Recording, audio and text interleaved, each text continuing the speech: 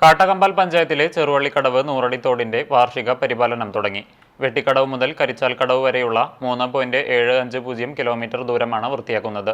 തോട്ടിലെ നീരൊഴുക്കിന് തടസ്സം സൃഷ്ടിക്കുന്ന കുളവാഴകളും തോട്ടിൽ അടിഞ്ഞുകൂടിയ ചണ്ടിയുമാണ് ജങ്കാർ മോഡൽ JCB ഉപയോഗിച്ച് നീക്കുന്നത്.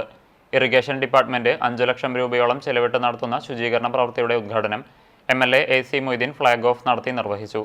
സമയബന്ധിതമായി തോട് വൃത്തിയാക്കൽ പൂർത്തിയാക്കുമെന്ന് MLA പറഞ്ഞു.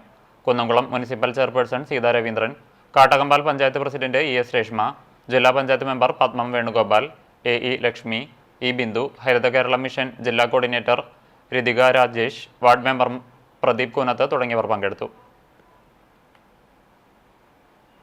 ചെലവഴിക്കുന്നത് എന്നാണ് ഞാൻ മനസ്സിലാക്കുന്നത്.